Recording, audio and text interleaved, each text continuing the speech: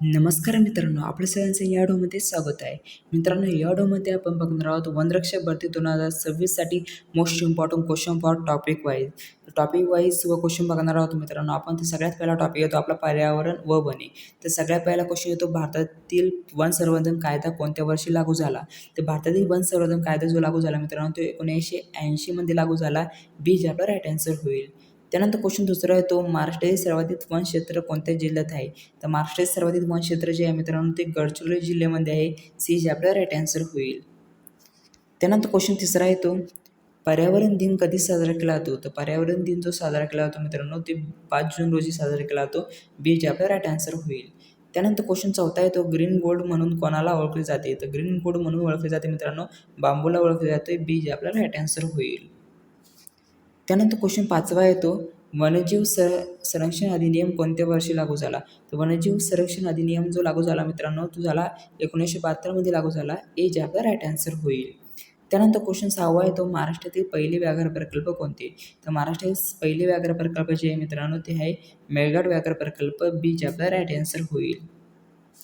त्यानंतर क्वेश्चन सातवा येतो मित्रांनो, जैवविविधता म्हणजे काय? तर जैवविविधता म्हणजे मित्रांनो जीवांची विविधता.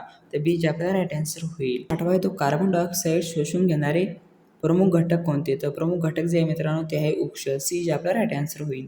त्यानंतर 9वा क्वेश्चन येतो, भारतातील राष्ट्रीय वन धोरण प्रथम कधी जाहीर झाले? तर भारतातील राष्ट्रीय वन धोरण जे झाले प्रथम जाहीर झाले मित्रांनो, ते झाले 1952 मध्ये झाले. ए जे आपला राईट आन्सर होईल. त्यानंतर क्वेश्चन 10वा येतो, चिपको आंदोलन कोणाशी संबंधित आहे? तर चिपको आंदोलन जे आहे मित्रांनो, ते वन संवर्धनशी संबंधित आहे. ए जे आपलं राईट आन्सर होईल. त्यानंतर क्वेश्चन 11वा येतो, महाराष्ट्रातील कर्नाळा अभयारण्य कशासाठी प्रसिद्ध आहे? तर महाराष्ट्रातील कर्नाळा अभयारण्य जे आहे मित्रांनो, ते पक्ष्यासाठी प्रसिद्ध आहे. सी जे आपलं राईट आन्सर होईल.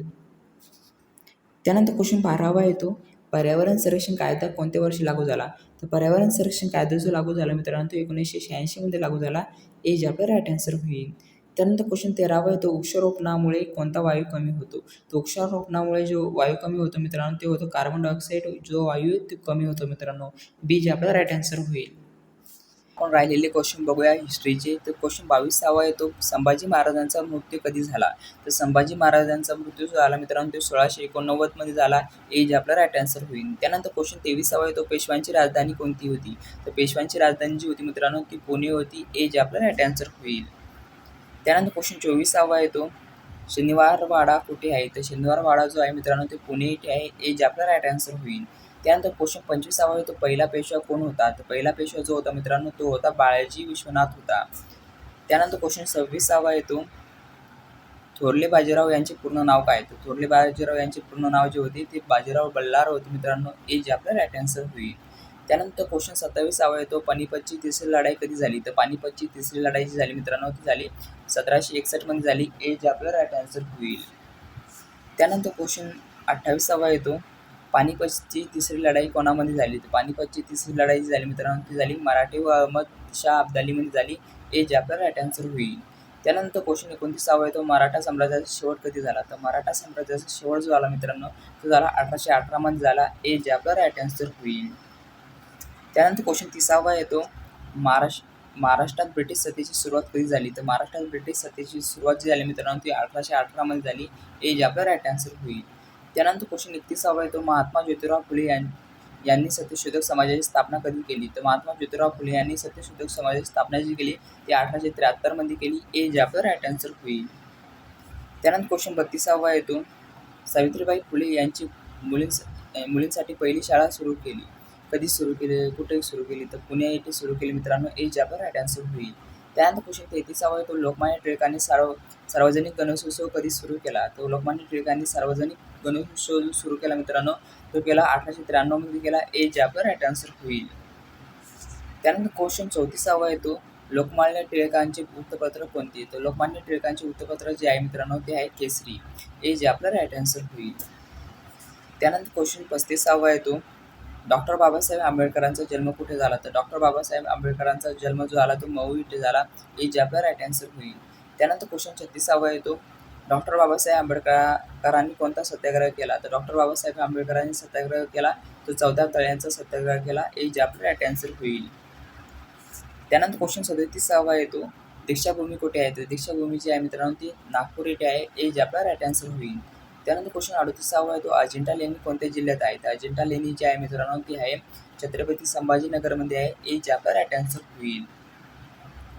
त्यानंतर 39वा क्वेश्चन आहे तो वेरूळ लेणी कोणत्या जिल्ह्यात आहे? तर वेरूळ लेणी जी आहे मित्रांनो ती छत्रपती संभाजीनगरमध्ये आहे.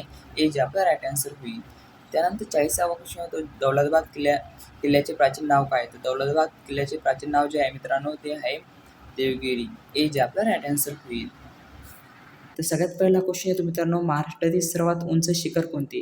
तर महाराष्ट्रातील सर्वात उंच शिखर जे आहे मित्रांनो ते आहे कळसुबाई शिखर. बी जे आपलं राईट आन्सर होईल.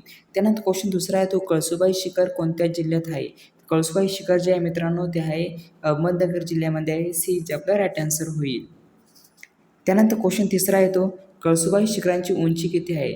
तर कळसुबाई शिखरांची उंची जी आहे मित्रांनो ती आहे 1646 मीटर आहे मित्रांनो. सी जे आपलं राईट आन्सर होईल. त्यानंतर क्वेश्चन चौथा आहे तो सह्याद्री पर्वतरांगेला आणखी कोणत्या नावाने ओळखले जाते? तर सह्याद्री पर्वतरांगेला आणखी नावाने ओळखले जाते मित्रांनो. ते नावाने ओळखले जाते पश्चिम घाट या नावाने ओळखले जाते. सी जे आपलं राईट आन्सर होईल. तर सगळ्यात पहिला क्वेश्चन येतो महाराष्ट्रातील सर्वात मोठे पठार कोणते? तर महाराष्ट्रातील सर्वात मोठे पठार जे आहे मित्रांनो ते आहे दख्खन पठार. सी जे आपलं राईट आन्सर होईल. त्यानंतर क्वेश्चन दुसरा आहे तो दख्खन पठाराची निर्मिती प्रामुख्याने कशामुळे झाली? तर दख्खन पठाराची निर्मिती प्रामुख्याने जी झाली मित्रांनो ती झाली ज्वालामुखी लावामुळे झाली मित्रांनो. सी जे आपलं राईट आन्सर होईल. त्यानंतर क्वेश्चन तिसरा आहे तो महाराष्ट्रातील बालघाट पठार कोणत्या भागात आहे? तर महाराष्ट्रातील बालघाट पठार जे आहे मित्रांनो ते आहे मराठवाड्यात आहे. सी जे आपलं राईट आन्सर होईल. त्यानंतर क्वेश्चन चौथा आहे तो सातमाळा पठार कोणत्या विभागात आहे? तर सातमाळा पठार जे आहे मित्रांनो ते आहे उत्तर महाराष्ट्रामध्ये आहे. बी जे आपलं राईट आन्सर होईल.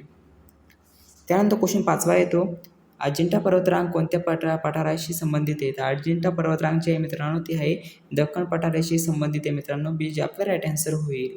त्यानंतर क्वेश्चन सहावा येतो महाराष्ट्रातील पठारी प्रदेशात कोणत्या प्रकारची माती आढळते? तर महाराष्ट्रातील पठारी प्रदेशात जी माती आढळते मित्रांनो ती काळी माती आढळते. सी जे आपलं राईट आन्सर होईल. त्यानंतर क्वेश्चन सातवा येतो मित्रांनो दख्खन पठाराचा उतार प्रामुख्याने कोणत्या दिशेला आहे? तर दख्खन पठाराचा उतार जो आहे मित्रांनो तो आहे पूर्व या दिशेला आहे मित्रांनो. डी जे आपला राईट आन्सर होईल. त्यानंतर क्वेश्चन आठवा येतो महाराष्ट्रातील पठारी भागात कोणते पीक व प्रमुख आहे? तर महाराष्ट्रातील पठारी भागात जे प्रमुख पीक आहे मित्रांनो ते कापूस आहे. सी जे आपला राईट आन्सर होईल. त्यानंतर क्वेश्चन नववा येतो महादेव डोंगर रांग कोणत्या विभागात आहे? तर महादेव डोंगर रांग जी आहे मित्रांनो ती आहे विदर्भामध्ये आहे. बी जे आपला राईट आन्सर होईल. त्यानंतर क्वेश्चन 10वा येतो महाराष्ट्रातील पठारी प्रदेशात सरासरी उंची किती आहे? तर महाराष्ट्रातील पठारी प्रदेशाची सरासरी उंची जी आहे मित्रांनो ती आहे 500 ते 1000 मीटर आहे मित्रांनो. सी जे आपला राईट आन्सर होईल. त्यानंतर क्वेश्चन 11वा येतो दख्खन पठाराचा प्रमुख खडक कोणता? तर दख्खन पठाराचा प्रमुख खडक जो आहे मित्रांनो तो आहे बेसाल्ट खडक आहे मित्रांनो. सी जे आपला राईट आन्सर होईल.